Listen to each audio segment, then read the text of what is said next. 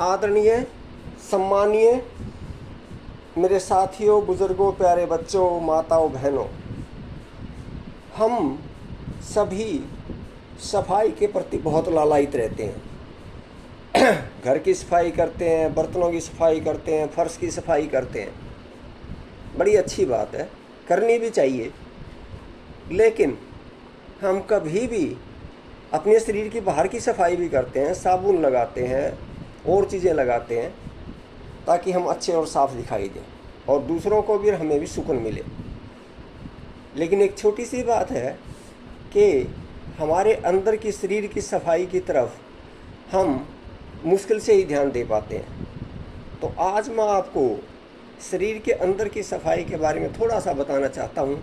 जैसा मेरा अल्प ज्ञान है उससे थोड़ा सा अवगत करा रहा हूँ। हो सकता है कोई चीज़ उसमें रह जाए या सही ढंग से नहीं बताई जाए, तो कमेंट करके मेरे को बता दीजिए ताकि मैं आगे उसमें सुधार कर सकूँ। कपालभाति अंदर की सफाई का एक विशेष साधन है और कपालभाति में क्या होता है, कैसे करते हैं, ये मैं थोड़ा सा बता रहा हूँ आपको। कपालभाति में सबसे पहले कमर को सीधी कीजिए, हाथों को स्ट्रेट कीजिए। हाथ मेरे शायद आपको नहीं दिखाई दे रहे पूरे, मैं थोड़ा सा पीछे हो जाता हूँ। हाथों को यूँ, और कमर सीधी हो आपकी, बहुत ज़्यादा सख्त भी ना हो कि आपकी कमर में दर्द हो जाए।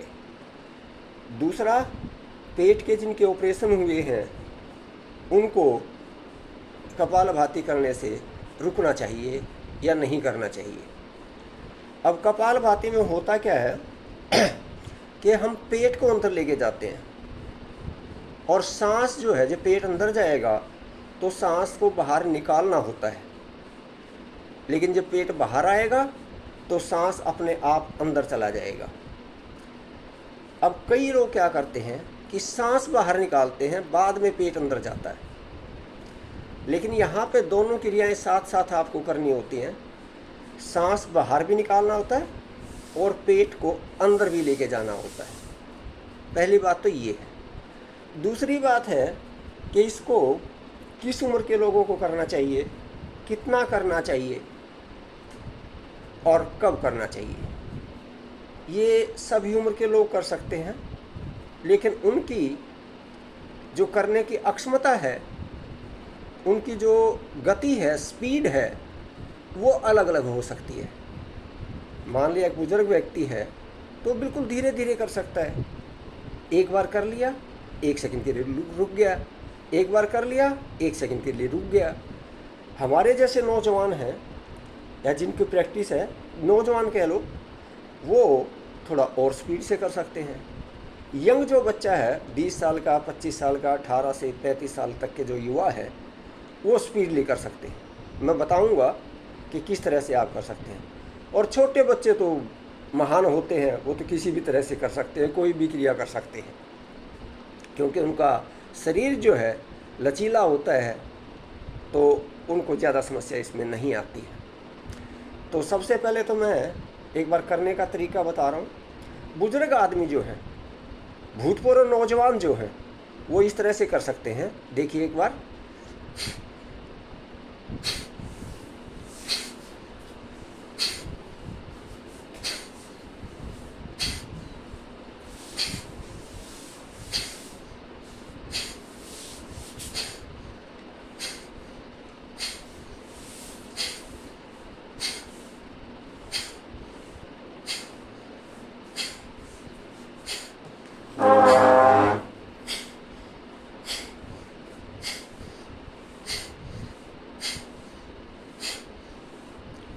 ये भूतपूर्व नौजवानों के लिए मैंने बताया।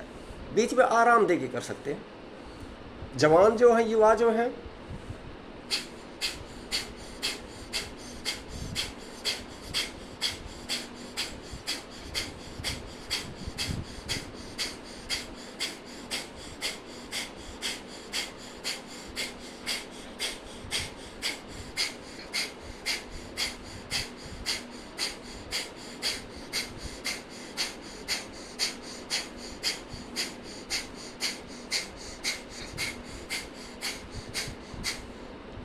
मेरे ख्याल से आपकी समझ में आया होगा, ये डेमो आपने देखा होगा।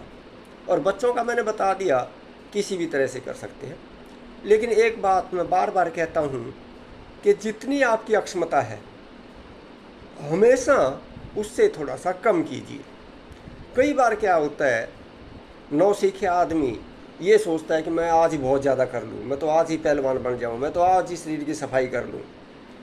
तो एक दिन तो वो कर लेता है, लेकिन दूसरे दिन या तीसरे दिन जो है वो बिल्कुल छोड़ देता है। तो जितनी आपकी अक्षमता है उससे कम कम कीजिए, ताकि आप अगले दिन या रूटीन में उसको कर सकें। दूसरा मैं बता रहा हूँ, हमारे समाज में 21 दिन का बड़ा महत्व है। कोई भी काम करते हैं 21 दिन उपवास रखते हैं, 21 दिन कोई व्रत करते हैं, या 21 दिन कोई और क्रियाएं करते हैं, जैसा समाज में प्रचलन है। तो 21 से होता क्या है, हमारा जो शरीर है, या प्लस्तर करते हैं, हाथ पैर टूट जाए तो डॉक्टर भी 21 दिन का प्लस्तर करते हैं। तो 21 दिन का एक विशेष महत्व है कि 21 दिन में हमारा शरीर जो है उसी अनुसार ढल जाता है और हमें उसकी आदत हो जाती है, चाहे वो अच्छी हो चाहे बुरी हो। लेकिन 21 दिन में ये मान के हम चलते हैं कि 21 दिन में आदत हो जाती है। अब ये सबके शरीर पे निर्भर करता है, सबके विचारों पे निर्भर करता है कि वो 21 दिन में आदत पड़ती है या 15 दिन में आदत पड़ जाती है किसी चीज़ की, या 40 दिन में आदत पड़ जाती है। लेकिन एक जो नॉर्मल क्रिया है उसकी आदत हमें 21 दिन में हो जाती है। अब मैं आता हूँ, मैंने बताया कि कमर और पेट के जिसके ऑपरेशन है या जिसको दर्द रहता है कमर में, वो इस क्रिया को ना करें। अब आते हैं इसके फ़ायदे पे। इसके फ़ायदे क्या होते हैं, मैं साथ साथ में कर भी रहा हूँ, लेकिन मुंह खोलूँगा तो सही नहीं हो पाएगी, मैं बता ही देता हूँ पहले। इसमें क्या होता है, पेट जैसे अंदर जाता है, तो पेट के अंदर जो हमारी छोटी आंत है, बड़ी आंत है, पेशाब की थैली है, किडनी है, लीवर है, जैसे पेट अंदर जाएगा तो उन सभी पे थोड़ा सा प्रेशर आएगा और उनमें गति होगी। जैसे ही पेट बाहर आएगा दोबारा से वो अपने स्थान पे आ जाएंगे। तो बार बार इस तरह से करने से उनके अंदर गति हो जाती है और उनकी जो मांसपेशियां हैं वो मजबूत हो जाती हैं। और जब मांसपेशियां मजबूत होंगी उसमें जो जूस निकलते हैं, चाहे किडनी में से चाहे जूस ब्लैडर में से या छोटी आंत में से बड़ी आंत में से जो जूस निकलते हैं वो एक प्रॉपर ढंग से निकलेंगे, सही ढंग से निकलेंगे। क्योंकि आंतों में हमारे जब हम खाते हैं तो हमारा खाया हुआ भोजन आंतों में से जाता है, और आंतों में कुछ चीज़ें ऐसी हम खा लेते हैं जो चिपक जाती हैं, जैसे मैदा है या और चिकने पदार्थ है, चिपचिपे पदार्थ हैं, वो आंतों पे चिपक जाते हैं। तो जैसे ही हम इसको पेट को आगे पीछे करेंगे तो उनकी भी गति होगी, आंत आगे पीछे होगी, उस पर प्रेशर पड़ेगा। तो जैसे किसी पाइप के अंदर काई जमी होती है और उसको निकालने का हमारे पास बाहर से कोई तरीका नहीं होता, हम उसको बार बार पाइप को यूँ दबाते हैं छोड़ देते हैं, यूँ दबाते हैं छोड़ देते हैं, तो उसके अंदर जो काई लगी होती है उससे उतर जाती है, और जैसे ही पानी उसमें से जाएगा वो काई सारी बाहर निकल जाती है। तो यही हमारे अंदर की क्रियाओं का है, छोटी आंत का है, बड़ी आंत का है, आहार नलिका है, कि जैसे हम ये एक्सरसाइज करेंगे तो हमारे जो अंदर के हैं, चाहे वो फेफड़े हैं, लंग्स हैं, या नीचे जो पेट में हमारी इंटेस्टाइन है, छोटी आंत है, बड़ी आंत है, जो मैंने बताया, उन सब की गति होती है। और गति होने से क्या होता है कि उनके अंदर जो चिपचिपे पदार्थ होते हैं वो उतर जाते हैं। और जैसे हम दूसरा भोजन खाते हैं या हमारी जो रक्तवाहिनी है उनमें कुछ न कुछ जम जाता है, जैसे कोलेस्ट्रॉल हम कहते हैं, या और कोई थक्का जम जाता है किसी चीज़ का, तो उसको भी हम अक्सर इस एक्सरसाइज से रक्तवाहिनियों की भी प्रेशर पड़ेगा, उन पर खुलेंगी, दबेंगी, तो उनमें से भी जो हमें न चाहने वाले पदार्थ उसमें होते हैं या जो रुकावट डालते हैं रक्त के बहने में, वो उतर जाएंगे। और वहाँ पे पानी का काम कौन करता है, जैसे पाइप में पानी से निकल जाता है वो, तो यहाँ पे पानी का काम करता है हमारा रक्त। रक्तवाहिनियों में से रक्त बहता रहता है। तो पहले आपने जब कपालभाति की तो उस समय पे क्या किया आपने कि उसको प्रेशराइज किया, छोड़ दिया, प्रेशर दिया, छोड़ दिया, प्रेशर दिया, छोड़ दिया। तो वो जो चिपका हुआ है वो उतर जाएगा, या जो रुकावट है वो लूज हो जाएगी, ढीली पड़ जाएगी।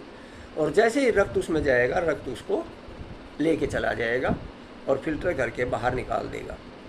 तो रक्त जो है वो हमारा ऑक्सीजन ले जाने का काम भी करता है, और जो अच्छे हमारे पदार्थ हैं जो हमें हमारे शरीर को चाहिए वो भी लेके जाता है, और जो गंदे पदार्थ हमारे शरीर में हैं उनको वापस लेके आता है।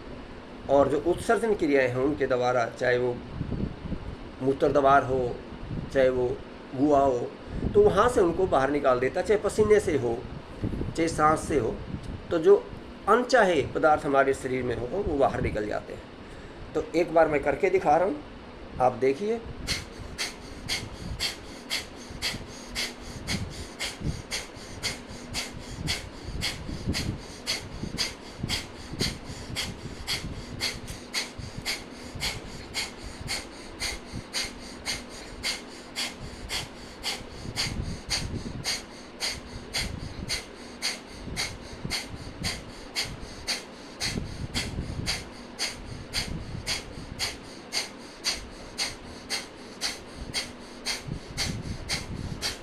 अब क्योंकि करने में कोई मैं मुँह से बोल नहीं रहा, तो मैंने जो करके दिखाया वो आपने लगभग सीख लिया होगा।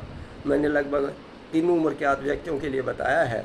मेरी माँ बहनें, छोटे बच्चे, साथी, मेरे दोस्त, बड़े दोस्त, मेरे जैसे नौजवान, और जो मेरे भूतपूर्व नौजवान हैं, किसी भी उम्र का है वही कर सकता है।